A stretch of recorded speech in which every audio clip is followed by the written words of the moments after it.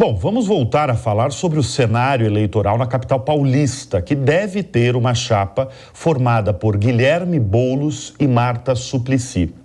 O nosso convidado é Paulo Serra, prefeito da cidade de Santo André, no ABC Paulista, e presidente do PSDB em São Paulo. Boa noite, Paulo. Paulo, como é que você viu... Boa noite, Bruno. Prazer recebê-lo aqui no Jornal Jovem Pan. Como é que você viu essa saída de Marta Suplicy, do governo Ricardo Nunes, na Prefeitura de São Paulo, para, pelo que tudo indica, fazer a chapa com Boulos do PSOL na capital? Bruno, primeiro, boa noite, obrigado pelo convite e cumprimentar a todos os espectadores aqui da Jovem Pan News. Uma alegria estar aqui mais uma vez com vocês. E a gente viu com uma certa estranheza e preocupação, primeiro porque a ex-prefeita Marta era secretária, né, do governo atual de Ricardo Nunes, que foi eleito o vice ainda na chapa de Bruno Covas, do PSDB. Então, tem aí uma observação direta do PSDB nesse sentido, né? Muitos tucanos ainda compõem o governo do atual prefeito. Então, causou uma certa estranheza, né? Essa mudança de rumo de uma maneira até surpreendente e rápida. E também porque acaba fortalecendo, pelo menos na minha visão, essa esquerda radical que a gente tem trabalhado muito para fortalecer o PSDB, reposicionar o PSDB, justamente para mostrar para as pessoas, mostrar para o cidadão, para o morador independente da cidade, que existe vida inteligente longe dos extremos, né? Tanto da extrema esquerda quanto da extrema direita. E aí, de alguma forma, a ex-prefeita e ex-secretária Marta acaba reforçando essa tese, esse bloco que, pela minha visão, está ali na extrema esquerda, o que não é saudável, a meu ver, para o debate. Pergunta que sempre ronda e eu vou fazer agora para você. O PSDB, com toda a representatividade, o histórico no estado de São Paulo, na cidade de São Paulo, ele planeja lançar um candidato próprio na capital paulista? Bruno, essa é uma pergunta que vai requerer ainda um pouco mais de debate, de análise, não só no âmbito municipal, estadual. Ela deve passar, como a maioria das decisões das cidades importantes, passa por uma definição da Executiva Nacional, né? O PSDB passa por um momento, como eu disse, de reposicionamento, de avaliação interna.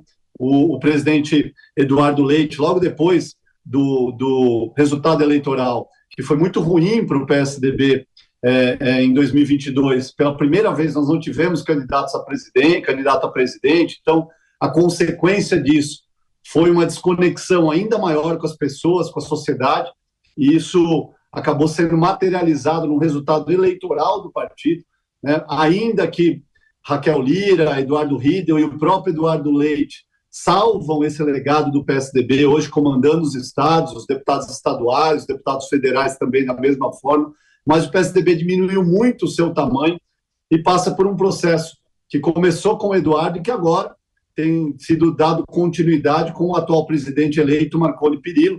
Eu, inclusive, faço parte da Executiva Nacional e a gente tem visto o esforço de todas as lideranças, as grandes figuras do PSDB, para recuperar esse legado e nos reconectar com a sociedade. E, a partir daí, é uma análise que a gente vai fazer cidade por cidade. E claro que São Paulo, que é a maior cidade do Brasil, uma eleição nacional, vai ter uma atenção, vai ter uma análise muito especial. O conceito para um partido que quer se reconectar com a sociedade é que sempre que tiver oportunidade, tiver alternativas viáveis, né, e que possibilite essa reconexão com as pessoas, mostrando o nosso legado, mostrando as boas gestões que temos, não só no estado de São Paulo, nas prefeituras, mas por todo o Brasil, tudo que a gente já fez para transformar a vida das pessoas para melhor, aonde tiver essa condição, a regra geral é que a gente tenha candidato. E São Paulo, obviamente, se encaixa nisso. No entanto, né, a relação da atual gestão, por ter sido continuidade da gestão do Bruno Covas, nos quadros, nas figuras, tem muito tucano que faz parte da gestão pela continuidade, né? Lembrando que essa chapa que foi eleita com o Bruno ali, né? As pessoas votaram 45 e elegeram o Bruno Covas, que lamentavelmente nos deixou, e aí o Ricardo, o atual prefeito, tem dado continuidade. Por isso que é uma pergunta ainda difícil de ser respondida, nós estamos um passinho atrás, nós estamos reestruturando o partido, reorganizando o partido, não só em São Paulo, mas em todo o Brasil. Agora, com duas questões muito claras aqui para deixar registrado. Primeiro, que a regra geral é lançar candidatos nas cidades importantes. E depois, né, que essas cidades, dependendo da condição, vai ter uma análise muito profunda daquilo que é melhor para essa reorganização do partido, para a gente poder definir. Interessante, você assume realmente que o PSDB, assume a verdade, né? Que o PSDB diminuiu muito de tamanho. Qual que é o futuro do partido? E hoje o grande nome do partido é Eduardo Leite?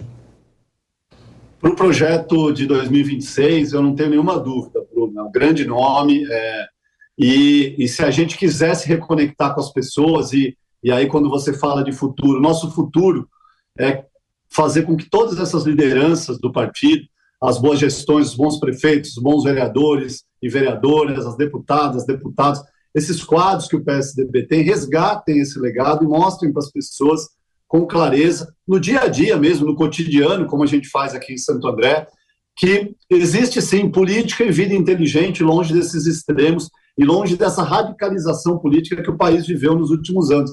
E o Eduardo representa isso, essa nova alternativa. O PSDB, na minha opinião, hoje, aí não é só por ser tucano, né, porque antes de militar diretamente nas eleições, na vida pública, eu já admirava muito as gestões do PSDB, né? Ele se tornou um partido necessário, um partido do equilíbrio, o partido das boas políticas públicas, o partido que consegue conjugar boa gestão, cuidado com o dinheiro público, com uma rede de proteção social, com política social para quem mais precisa, o partido que consegue conjugar emprego, renda, geração de emprego com sustentabilidade. Então, é isso que a gente precisa agora, através das nossas lideranças, através das campanhas, mostrar para as pessoas, e o nosso futuro passa por isso, passa por atravessar 2024, né? Tenho certeza, vamos eleger novamente prefeitos, prefeitas, vereadores, mas com um olhar muito claro para 2026, para a gente apresentar um projeto nacional, um projeto para o Brasil. Basicamente uma terceira via. Aliás, você acredita numa terceira via forte? Agora eu vou falar de capital paulista, né? Tabata Amaral, Kim Kataguiri, Ricardo Salles, ou aquela polarização que a gente viu, Lula, Bolsonaro, deve ser levada para a disputa entre Boulos e Ricardo Nunes este ano na capital paulista? Bruno, eu acredito que isso só ocorra se efetivamente as pessoas não enxergarem fora dessa radicalização alternativa, né? O Eduardo Leite, né, citando ele novamente, que é a nossa grande aposta para 2026, conseguiu lá no Rio Grande do Sul, né, fazer uma alternativa entre o bolsonarismo e o lulismo. Nós aqui em Santo André, eu enfrentei em 2020 candidato do Lula, candidato do PSOL, candidato do Bolsonaro, e nós tivemos 78% quase dos votos no primeiro turno. Então a eleição municipal, na minha opinião, é uma eleição que as pessoas levam muito mais em conta a questão do cotidiano, do dia a dia, da manutenção da cidade, das obras, da saúde, né? Ela é uma eleição que o prefeito é uma figura pública que tem muita proximidade com os eleitores. Obviamente, uma cidade como São Paulo, que é uma cidade-estado, né, de mais de 12 milhões de habitantes, a polarização e essas questões ideológicas e partidárias podem pesar um pouco. Mas eu acredito muito que na eleição municipal o que mais pesa, mais do que a ideologia, mais do que a questão partidária, é a boa gestão, as boas práticas e a transformação que a gente pode fazer na vida das pessoas. Então, acho que a capacidade desses candidatos, né, de mostrar que existe alternativa longe dessa polarização, acho que se as pessoas sentirem isso, elas vão analisar com muita tranquilidade, com muita racionalidade e vão escolher o melhor. É isso que eu queria levantar com você. Qual é o próximo grande tema das próximas eleições eleitorais? Seja municipais, que a gente está discutindo as próximas eleições, principalmente aqui na Prefeitura de São Paulo, mas de nacional mesmo, eleições presidenciais, as próximas aí. Qual você acha que vai ser o grande tema? Segurança, corrupção, saúde? Qual vai ser? Bruno, eu acho que hoje, o tema de hoje, e a política é muito dinâmica, né? E também a política pública, como ela responde uma demanda da sociedade, ela também é muito dinâmica.